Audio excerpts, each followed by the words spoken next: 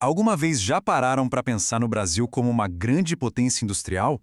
Pois é, isso não é só imaginação. Foi um projeto de verdade, com uma história cheia de reviravoltas, uma ascensão e uma queda bem dramáticas que a gente vai desvendar agora. E essa é a grande pergunta que fica no ar, né? Como um país que sonhou tão alto, que prometeu 50 anos em 5, acabou vendo o seu principal motor de crescimento, a indústria, perder tanta força? É isso que a gente vai investigar. Bom, tudo começa, como muita coisa na nossa história, com o café. A gente precisa voltar lá no comecinho para entender como as primeiras sementes da nossa industrialização foram plantadas. Olha que curioso, a faísca da indústria brasileira ascendeu não por um plano, mas por uma sequência de crises. Primeiro, a grana do café começou a financiar as primeiras fábricas e ferrovias. Depois, veio a Primeira Guerra Mundial, que de uma hora para outra interrompeu as importações. O Brasil foi forçado a se virar e produzir aqui dentro. E aí, o golpe de misericórdia foi a crise de 29, que quebrou a economia cafeira e, sem outra opção, o capital foi empurrado para as indústrias. A Revolução de 30 só veio para consolidar essa nova direção do país. E o resultado disso tudo foi uma verdadeira explosão. Dá uma olhada nesse salto no número de fábricas bem na época da Primeira Guerra. Quase 6.000 novas indústrias surgiram em meros 5 anos. Foi de fato o primeiro grande surto industrial do Brasil, nascido da mais pura necessidade em meio a uma crise mundial. E agora, a gente entra numa fase completamente nova, a famosa Era Vargas. Aqui, a industrialização deixa de ser só uma consequência das crises e passa a ser, de fato, um projeto de nação, um projeto liderado de perto pelo Estado. E essa estratégia tinha até nome: Industrialização por Substituição de Importações, ou ISI, para simplificar. A lógica era bem direta, sabe? Vamos deixar os produtos importados bem mais caros usando tarifas, e com isso, incentivar a produção nacional. Era uma política protecionista na veia, pensada para construir uma base industrial praticamente do zero. E o Estado não ficou só no incentivo, não. Ele literalmente botou a mão na massa e construiu. Aqui a gente vê o nascimento de dois gigantes, a CSN, nossa primeira grande siderúrgica, e a Vale, para explorar o nosso minério de ferro. Pensem bem, não dá para construir um país industrial sem aço e sem minério. Eram projetos monumentais, a base de tudo que viria depois. A aposta de Vargas foi total, não era só aço e minério. O governo foi lá e criou a Petrobras para garantir nossa energia e o BNDE, que hoje é o BNDES, que era o banco para financiar toda essa expansão. Basicamente, o Estado era o motor, o investidor e o gerente desse projeto gigantesco de industrialização.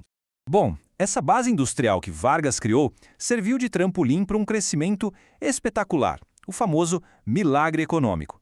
Só que, como dizem, não existe almoço grátis. E a conta desse milagre estava prestes a chegar.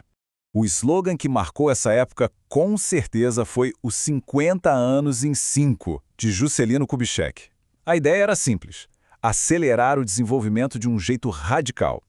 Mantendo a base estatal de Vargas, claro, mas agora abrindo as portas para o capital estrangeiro em áreas como, por exemplo, a indústria de automóveis. E os números do milagre, olha, são de cair o queijo. Já durante o regime militar, o PIB chegou a crescer impressionantes 14% em um único ano. Para a gente ter uma ideia, hoje em dia um crescimento de 3% já é motivo de festa. Eram taxas que parecem ficção científica, e o país se modernizava num ritmo alucinante. Mas aqui começa a aparecer a conta. Para bancar todas essas obras gigantescas e esse crescimento todo, a dívida externa explodiu. Ela passou de pouco mais de 3 bilhões de dólares para quase 100 bilhões no fim do regime militar. Ou seja, o crescimento foi comprado com endividamento gigantesco. E aí o modelo começou a dar sinais de esgotamento. A crise da dívida, somada à falta de liberdade, levou a um descontentamento popular enorme. Um símbolo disso são imagens como essa, dos comícios às diretas já. A sociedade inteira clamava por mudanças, tanto na política quanto na economia. E a transição para a democracia acabou coincidindo com o colapso econômico. A década de 80 ficou conhecida como a década perdida, um período marcado por um caos que culminou na terrível hiperinflação. Imagina só a cena: ir ao supermercado e ver um funcionário remarcando os preços ali na sua frente. Era essa a loucura diária da hiperinflação. O dinheiro que se ganhava de manhã, à noite já não comprava a mesma coisa. Planejar o futuro era impossível planejar o dia seguinte. E os números são Assim, absurdos. Chegamos a ter quase 2.500% de inflação em um único ano, como foi em 1993. Ficou muito claro que aquele modelo antigo de desenvolvimento, baseado em dívida e proteção, tinha simplesmente implodido. É aí que, nos anos 90, acontece a grande virada. O Brasil abandona aquele modelo estatal, fechado, e adota uma nova agenda. Abertura de mercado, controle da inflação e privatizações. Gigantes criados por Vargas, como a CSN e a Vale, foram vendidos. Foi uma mudança de paradigma completa. O Plano Real conseguiu domar a inflação, o que foi um alívio gigantesco. Mas, ao mesmo tempo, ao abrir a economia, ele expôs a nossa indústria, que viveu décadas superprotegida, a um desafio brutal, a concorrência global. E é isso que nos leva direto ao declínio que a gente observa hoje. O fenômeno que o Brasil vive tem nome técnico, é a desindustrialização prematura. O que isso significa? Que a nossa indústria perdeu importância na economia antes que o país ficasse rico. É o contrário do que aconteceu nos países desenvolvidos. O Brasil começou a perder suas fábricas sem ter consolidado a sua riqueza. E este aqui é o dado central de toda a história. A indústria, que um dia já foi mais de 1/3 da economia brasileira, hoje representa pouco mais de 10%. É uma queda, assim, brutal, que mostra como o setor foi perdendo dinamismo ao longo das últimas décadas. Mas por que a nossa indústria não conseguiu competir? Bom, porque a abertura de mercado revelou o famoso e paralisante custo Brasil.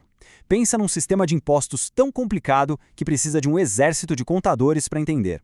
Numa logística tão cara que às vezes é mais barato trazer um produto da China do que de um estado vizinho. Agora, soma a isso juros altíssimos que desestimulam qualquer investimento e pouca inovação. A receita do desastre estava pronta.